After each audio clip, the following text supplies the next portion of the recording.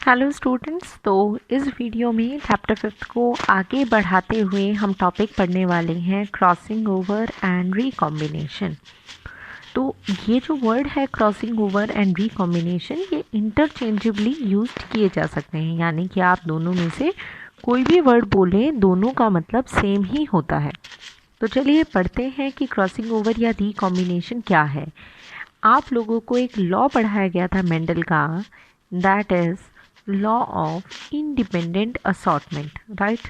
ये जो independent assortment का लॉ था, इसी लॉ के ऊपर ये है, इसी लॉ की बात को ये एग्री करता है, इसी को मानता है। तो पहले हम रिवाइज करते हैं क्या है लॉ ऑफ इंडिपेंडेंट असॉर्टमेंट। देखिए, ये आपके पास एक क्रोमोसोम है, राइट, और ये आपके पास दूसरा क्रोमोसोम है। ये क्रोमोसोम कि इसके ऊपर कोई जीन है और कोई दूसरा जीन है, इसके ऊपर भी ये दोनों जीन है, यानी दोनों पे मान लीजिए कलर का जीन है, दोनों पे मान लीजिए हाइट का जीन है। तो हमने बताया था कि ज़रूरी नहीं है कि ये दोनों जीन हमेशा साथ जाए, ज़रूरी नहीं है, मतलब ये 1 नाम दे दूँ, इसको 2 नाम दे दूँ, इसको 3, इसको 4, तो ज़रूरी नहीं है 1 और 2 एक साथ है तो 1 और 2 साथ जाएं, 3 और 4 साथ जाएं, ऐसा ज़रूरी नहीं है। इट मे बी पॉसिबल 1 के साथ 1 इधर चला जाए, 3 इधर चला जाए, और 1 के साथ 4 चला जाए, 3 के साथ आपका 2 चला जाए। It may also be possible. तो कोई भी फैक्टर होता है, उसकी अपनी पर्सनल चॉइस होती है, उसे जाना है या नहीं जाना, एक दूसरे पे डिपेंड नहीं करते। तो ये कैसे पॉसिबल है कि इसका कोई जीन निकल के दूसरे क्रोमोसोम में चला जाए, ये चीज़ पढ़नी है हमें इस टॉपिक क्रॉसिंग ओवर या रिकॉम्बिनेशन में। ध्यान देंगे क्या कहा मैंने, हमें ये पढ़ना है कि एक ही क्रोमोसोम के 2 जीन कैसे एक दूसरे से अलग हो सकते हैं, जो लॉ ऑफ इंडिपेंडेंट असॉर्टमेंट में कहा था। तो ये चीज़ पॉसिबल कैसे है प्रैक्टिकली, वो चीज़ हमें यहाँ पढ़नी है। तो इसके लिए हम पढ़ेंगे मियोसिस 1। आप लोगों ने पढ़ी हुई है मियोसिस डिवीजन। तो मियोसिस यानी जब गैमेट बनते टाइम रिडक्शन डिवीजन होती है, वो होती है आपकी मियोसिस। मियोसिस में हम कहते हैं एक सेल है मान लीजिए 2n, ये डिवाइड होके 2 सेल बनाएगा nn, जो फर्दर डिवाइड होके 4 सेल बनाएंगे, सारे के सारे nn। This is meiosis 1, this is meiosis 2। मैं बात कर रही हूँ इस स्टेप की, मियोसिस 1 के स्टेप की, उसी में होती है क्रॉसिंग ओवर या रिकॉम्बिनेशन। तो मियोसिस के देखिए आपके 4 स्टेप होते हैं, दैट इज़ प्रोफेज यानी प्रोफेज 1, देन मेटाफेज यानी कि मेटाफेज 1, देन इज एनाफेज यानी anaphase 1, and the last stage is telophase यानी कि टीलोफेज 1। तो इन सब में से आपको जो पढ़नी है वो पढ़नी है सिर्फ यहाँ पर प्रोफेज 1। तो prophase 1 is divided into 5 stage: leptotene, zygotene, pachytene, diplotene and diakinesis, right. चलिए इस चीज़ को पढ़ते हैं। तो ये क्या है, कब इसमें ये क्रॉसिंग ओवर हो रही है।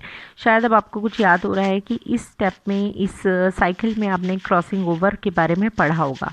अगर नहीं याद आ रहा है तो भी हम लोग इसको कंटिन्यू करते हैं।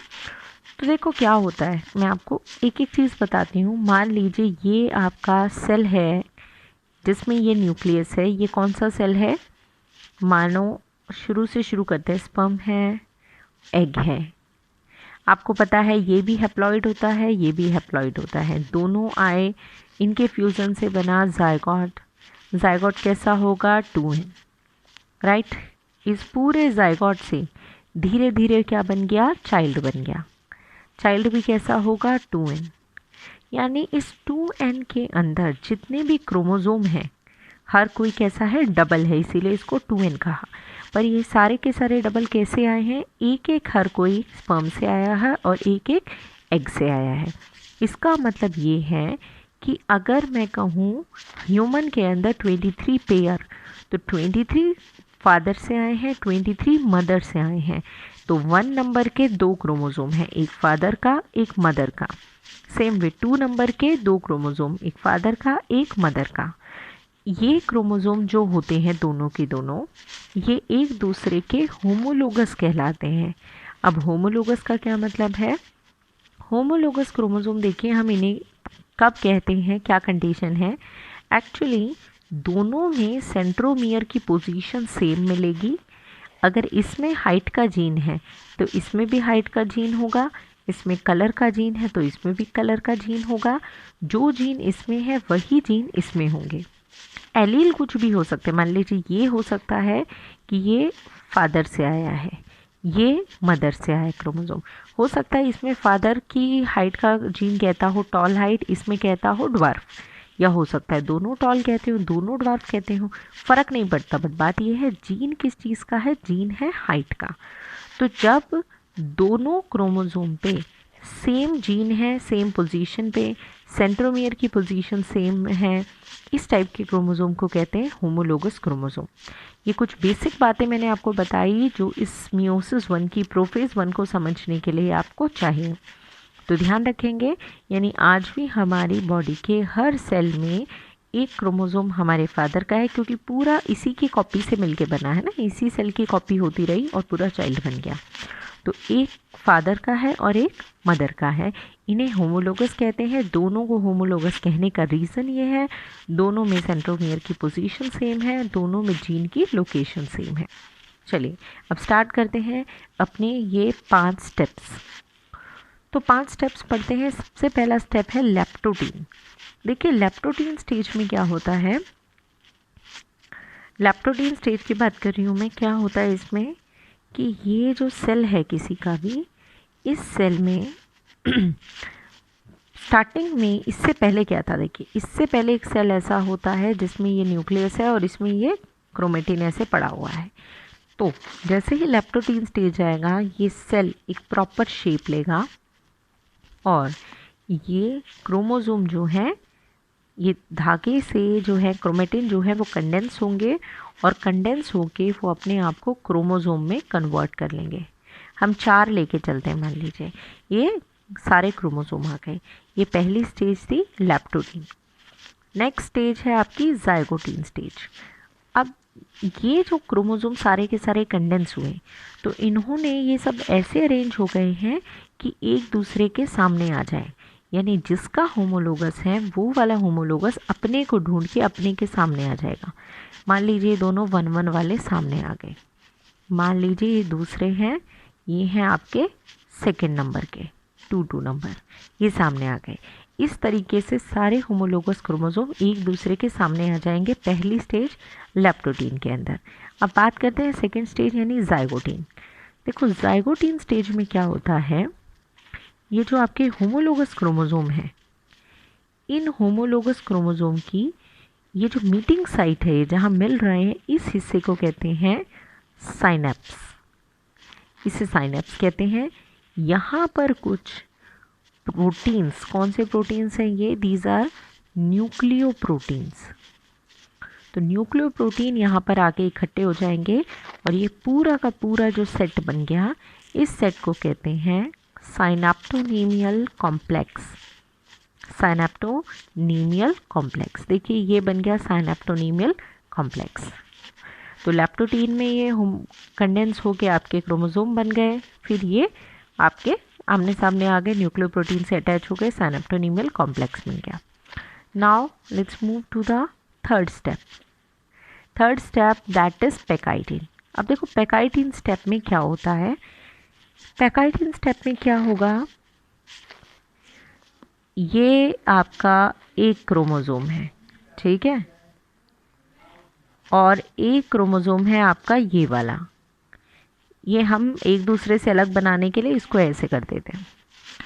अब अलग अलग एंजाइम्स आएंगे, कुछ एंजाइम्स जो डीएनए को कट करते हैं वो इसको यहाँ से कट करेगा, वो इसको यहाँ से कट करेगा, जैसे कि एंजाइम आपके एक्सोन्यूक्लियस, एंजाइम आपके एंडोन्यूक्लियस, है ना, एंजाइम है ये अलग अलग जो डीएनए को कट करते हैं। उसके बाद यू प्रोटीन जो इनको उल्टा पुल्टा कर देगा, यानी इस सेगमेंट को काटा, इस सेगमेंट को काटा, अब इसके सेगमेंट को इधर ले आए, इसके सेगमेंट को इधर ले आए, इसे कहते हैं यू प्रोटीन। और यू प्रोटीन के बाद क्या होगा, यू प्रोटीन के बाद आपका लाइगेज, जो इनको अपनी उल्टी जगह पर चिपकाने में मदद करेगा। तो कुछ इस स्टेप में कुछ ऐसा हो जाएगा, इसी स्टेप को मैं कंटिन्यू बता रही हूँ आपको। कुछ टाइम के बाद कुछ, ये बिल्कुल चिपके हुए हैं एक दूसरे से, बिल्कुल अटैच्ड हैं। तो इस कुछ टाइम बाद ऐसा कुछ हो जाएगा, देखिए ये मान लीजिए यहाँ का टुकड़ा थोड़ा यहाँ डल गया है, इधर का सेगमेंट इसमें, और इधर का कुछ सेगमेंट इसमें डल गया है, ये एक्सचेंज हो गया। इस स्टेप को, ये जो एक्सचेंज वाला काम हुआ, ये स्टेप है मेनली आपका क्रॉसिंग ओवर, जो हम पढ़ना चाह रहे थे, क्रॉसिंग ओवर। इसके बाद भी बता देती हूँ मैं आपको वैसे क्या होता है। ये जो आपका हुआ, ये तीसरे स्टेप में हुआ, यानी पैकाइटिन, ठीक है।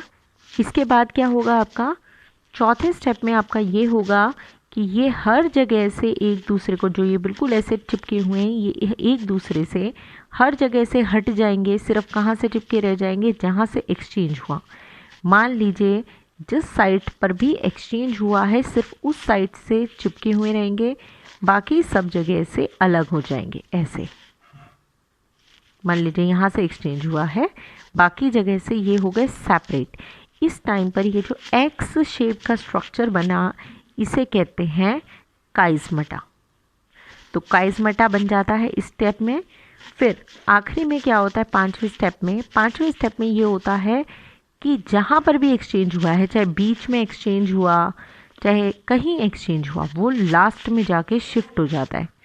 जो भी एक्सचेंज है वो शिफ्ट हो जाता है आपका एंड के अंदर। तो इस तरीके का ये होता है आपका मियोसिस का प्रोफेज 1 के स्टेप। फिर से बता रही हूँ, लैप्टोटीन स्टेज के अंदर सारे क्रोमेटिन कंडेंस होकर क्रोमोसोम बने और होमोलोगस क्रोमोसोम एक दूसरे के सामने आए। जाइगोटीन स्टेज के अंदर इनके बीच में न्यूक्लियोप्रोटीन कॉम्प्लेक्स आया और ये पूरा का पूरा बन गया साइनेप्टोनीमियल कॉम्प्लेक्स।